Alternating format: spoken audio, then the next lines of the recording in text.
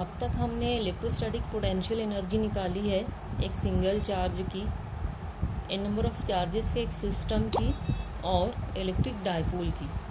अब हम एक सिंगल चार्ज की इलेक्ट्रिक पोटेंशियल एनर्जी निकालेंगे in an external electric field. अभी तक हमने एक्सटर्नल इलेक्ट्रिक फील्ड कंसिडर नहीं किया था। तो सपोज़ कोई एक्सटर्नल इलेक्ट्रिक फील्ड है, किसी दूसरे चार्ज की वजह से, किसी एक्सटर्नल सोर्स की वजह से प्रोड्यूस हो रहा है, और इस एक्सटर्नल इलेक्ट्रिक फील्ड में हमें एक चार्ज को मूव करके लाना है। तो जो चार्ज हमें मूव करना है इन्फिनिटी से इस एक्सटर्नल इलेक्ट्रिक फील्ड में, इस चार्ज को हम बहुत स्मॉल कंसिडर करेंगे ताकि ये एक्सटर्नल इलेक्ट्रिक फील्ड को अफेक्ट ना करें। तो एक्सटर्नल इलेक्ट्रिक फील्ड अननोन हो सकता है, ये नोन हो सकता है, लेकिन इंटेंसिटी और पोटेंशियल की value from point to point change होगी और इंटेंसिटी और पोटेंशियल की वैल्यू नोन होगी। So suppose there is a point in the external electric field, this is the origin, this is the two dimensional system, और ये system किसी external electric field में है। इस एक्सटर्नल इलेक्ट्रिक फील्ड का एक पॉइंट पी कंसिडर करेंगे जिसका पोजीशन वेक्टर है आर। सपोज पॉइंट पी पर एक्सटर्नल इलेक्ट्रिक फील्ड की वजह से जो पोटेंशियल है it is V of R. तो ऑलरेडी इलेक्ट्रिक फील्ड एग्जिस्ट कर रहे हैं, एक्सटर्नल सोर्स है। इस एक्सटर्नल इलेक्ट्रिक फील्ड में हमें किसी चार्ज को इन्फिनिटी से मूव करके पॉइंट पी पर लाना है। तो हमें इस इलेक्ट्रोस्टैटिक फोर्स के अगेंस्ट वर्क परफॉर्म करना होगा। ये वर्क डन कितना लगेगा? चार्ज क्यू को इन्फिनिटी से पॉइंट पी पर मूव करने के लिए वर्क डन का फॉर्मूला क्या है? Potential into charge. Charge Q को मूव करना है, पोटेंशियल पॉइंट पी पर वी इंटू आर है।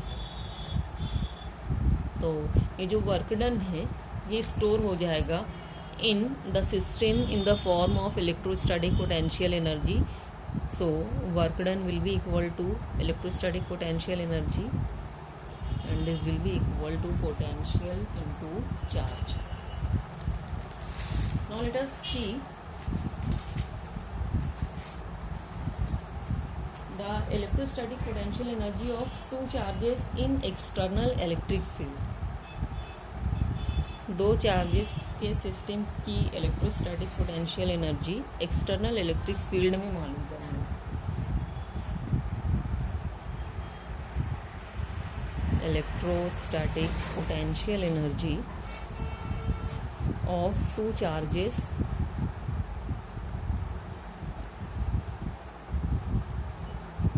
In an external electric field. External electric field में इलेक्ट्रोस्टैटिक पोटेंशियल एनर्जी कैलकुलेट करनी है। इसके लिए फिर से टू डायमेंशनल सिस्टम कंसिडर करेंगे। तो this X axis, this Y axis, this the origin of the system. Suppose this point A जिसका पोजीशन वेक्टर r1 है, ये कोई दूसरा पॉइंट है b जिसका पोजीशन वेक्टर है r2। ये किसी एक्सटर्नल इलेक्ट्रिक फील्ड में प्रेजेंट है, विच में भी नोन, विच में भी अननोन। तो सपोज पॉइंट ए पर एक्सटर्नल फील्ड की वजह से पोटेंशियल VR1 है, पॉइंट बी पर एक्सटर्नल इलेक्ट्रिक फील्ड की वजह से पोटेंशियल VR2। अब कोई चार्ज है Q1, इनफाइनाइट डिस्टेंस पर इनिशियली ये प्रेजेंट है। इस चार्ज Q1 को इन्फिनिटी से पॉइंट ए पर मूव करने के लिए वर्क डन लगेगा W1। Bye definition work done कितना होता है? Potential into charge. Charge Q1 को मूव करना है पॉइंट ए पर, पॉइंट ए पर एक्सटर्नल फील्ड की वजह से पोटेंशियल कितना है? VR1। So the work done in bringing the charge Q1 from infinity to point A, it will be VR1 into Q1। अब कोई दूसरा चार्ज है Q2, इसको मूव करना है इन्फिनिटी से पॉइंट B पर। एक्सटर्नल इलेक्ट्रिक फील्ड का ये पॉइंट है। अब ऑलरेडी यहाँ पर चार्ज Q1 प्रेजेंट है, इसलिए चार्ज Q2 के ऊपर दो रिपल्सिव फोर्सेस एक्ट होंगे, एक एक्सटर्नल फील्ड की वजह से, दूसरा चार्ज Q1 की वजह से। तो टोटल वर्क डन जो लगेगा to move the charge q2 from infinity to the point B, it will be equal to work done against external electric field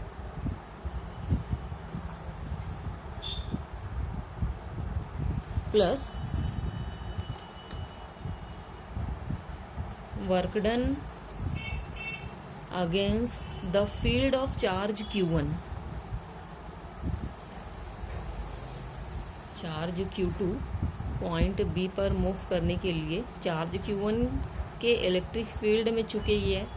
charge Q1 को हम इन्फिनिटी से पॉइंट A पर मूव कर चुके हैं external electric field में, इसलिए अब point B external electric field में है, as well as it is in the electric field of charge Q1। इसलिए चार्ज Q2 को जब पॉइंट B पर मूव करना होगा तो इन दोनों इलेक्ट्रिक फील्ड्स के अगेंस्ट वर्क परफॉर्म करना होगा। तो टोटल वर्क डन हो जाएगा to move the charge Q2 from infinity to the point B as work done against external electric field plus work done against the field due to charge Q। अब external electric field के against work done की value क्या होगी? By definition work done against external electric field charge into potential होता है। Charge Q2 को move करना है, एक्सटर्नल इलेक्ट्रिक फील्ड की वजह से पॉइंट B पर पोटेंशियल कितना हमने कंसिडर किया था? VR2 प्लस चार्ज Q1 की वजह से जो फील्ड बन रहे उसके अगेंस्ट वर्क डन की वैल्यू क्या होगी? To move the charge Q2 from infinity to point B, it will be 1/4 pi epsilon 0 into Q1 upon R12, जहाँ पर R12 क्या है? चार्ज Q1 का डिस्टेंस है चार्ज Q2 से। ये पॉइंट A है जहाँ पर चार्ज Q1 है, ये पॉइंट B है जहाँ पर चार्ज Q2 को हम मूव करके ला रहे हैं। तो चार्ज Q1 की वजह से जो पोटेंशियल होगा पॉइंट B पर चार्ज Q2 जहाँ पर मूव करना है, इस पॉइंट पर पोटेंशियल की वैल्यू क्या हो जाएगी? 1/4 पाई एप्सिलॉन 0। किसकी वजह से पोटेंशियल है? चार्ज Q1 की वजह से। डिस्टेंस कितना लेंगे चार्ज Q1 से Q2 का? सपोज ये डिस्टेंस R12 है, चार्ज Q1 का पोजीशन वेक्टर R1, Q2 का पोजीशन वेक्टर R2। तो पोटेंशियल इनटू चार्ज, कौन से चार्ज को हम मूव कर रहे हैं? Q2 को। So this the work done against the external electric field. External electric field की वजह से इस पॉइंट पर पोटेंशियल है VR2, एक्सटर्नल फील्ड की वजह से पोटेंशियल VR2 है, तो ये वर्क डन हो जाएगा potential VR2 into charge Q2 plus work done against the field due to charge Q1। Charge Q1 की वजह से जो फील्ड है उसके अगेंस्ट वर्क डन की वैल्यू क्या हो जाएगी? Again potential into charge, Q2 charge को मूव करने, तो चार्ज Q1 की वजह से पोटेंशियल लिखेंगे। This potential is due to external electric field, और ये पोटेंशियल किसकी वजह से है? चार्ज Q1 की वजह से है। और किसी भी चार्ज की वजह से एक पर्टिकुलर पॉइंट पर पोटेंशियल का फॉर्मूला क्या है? 1/4 pi epsilon 0 charge upon its distance. तो चार्ज Q1 है, Q2 से उसका डिस्टेंस R12 है, तो वर्क डन हो जाएगा W2 to move the charge from infinity to this point B। Total work done की वैल्यू ये हो जाएगी। तो इन दोनों चार्जेस को असेंबल करने के लिए टोटल वर्क डन कितना हो जाएगा? पहले एक्सटर्नल इलेक्ट्रिक फील्ड में कोई भी चार्ज नहीं था, पहले हमने चार्ज Q1 को मूव किया, इसके लिए वर्क डन W लगा। उसके बाद में हमने चार्ज Q2 को मूव किया, उसके लिए टोटल वर्क डन इतना लगा। इन दोनों चार्जेस को असेंबल करने के लिए इन the external electric field total work done की वैल्यू हो जाएगी W1 प्लस W2। W1 की value VR1 into Q1 plus W2 की value VR2 into Q2 plus 1/4 pi epsilon 0 Q1 upon R1। So this is the value of total work done to assemble a system of two charges. Now let us see the electrostatic potential energy of an electric dipole in an external electric field. External electric field में एक electric dipole की electrostatic potential energy calculate करेंगे। इसके लिए हम एक uniform electric field consider करेंगे of intensity E. Uniform field को हम डिनोट करते हैं bye equidistant parallel lines.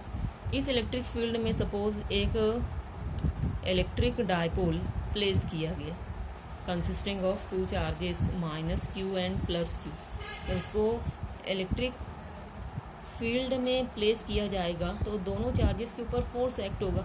Charge minus Q के ऊपर कितना फोर्स एक्ट होगा, माइनस क्यू इंटू इसकी डायरेक्शन क्या होगी, this one opposite to the field minus Q E. Charge plus Q पर कितना फोर्स एक्ट होगा, फील्ड के पैरेलल चार्ज प्लस क्यू है उसके ऊपर फोर्स एक्ट। इंटेंसिटी का फॉर्मूला क्या है, फोर्स पर यूनिट चार्ज। तो फोर्स की इक्वेशन क्या हो जाएगी, चार्ज इंटू इंटेंसिटी। तो चार्ज माइनस क्यू पर माइनस क्यू ई फोर्स एक्ट होगा, चार्ज प्लस क्यू पर plus Q E force act होगा। तो ये दोनों फोर्सेस इक्वल मैग्नीट्यूड में हैं और अपोजिट डायरेक्शंस में ये एक्ट हो रहे हैं।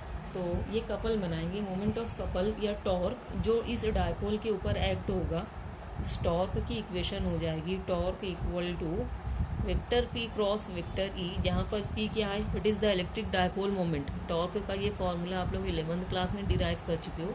Electric dipole moment charge into distance of separation, electric length, दोनों चार्जेस के बीच का डिस्टेंस ऑफ सेपरेशन के बराबर होता है। या टॉर्क का मैग्नीट्यूड हो जाएगा P E into sine of theta. इस टॉर्क को बैलेंस करने के लिए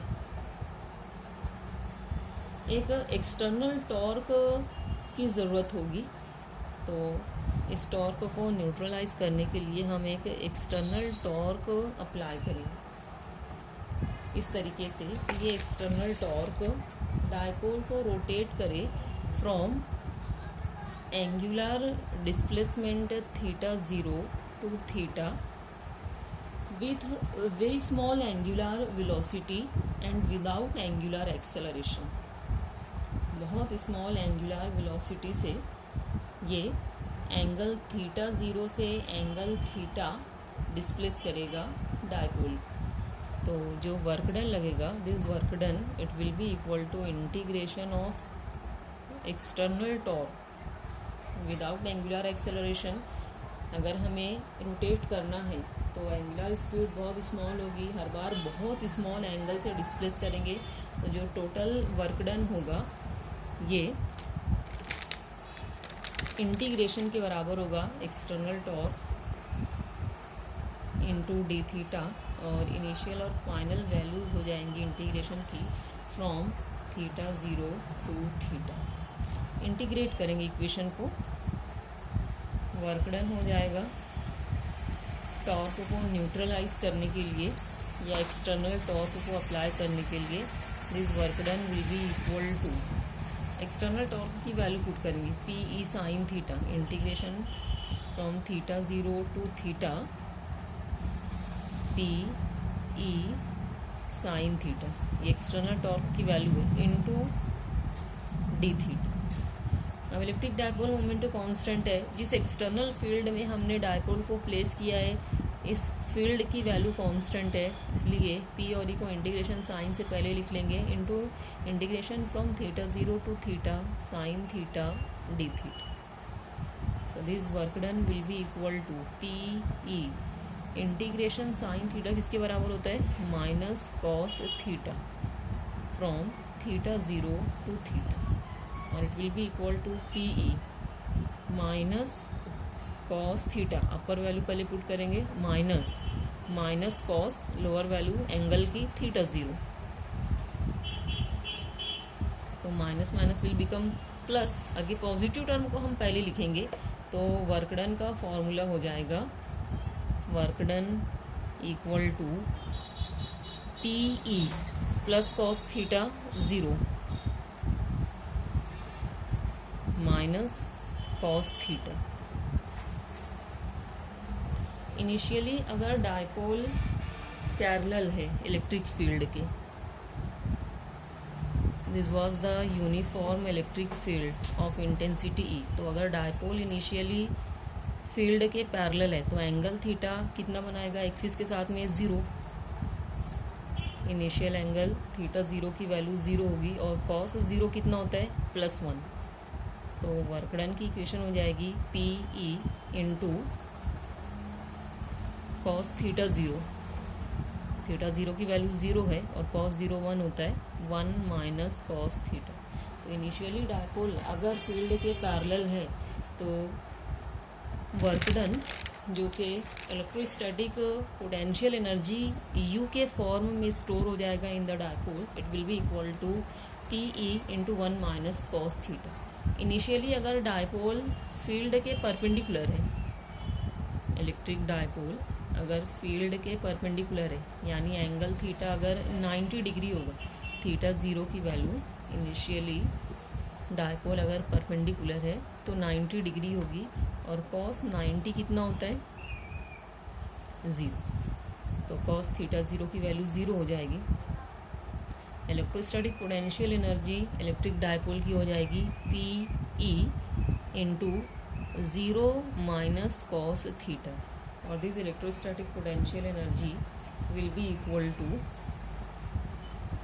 minus P E cos theta.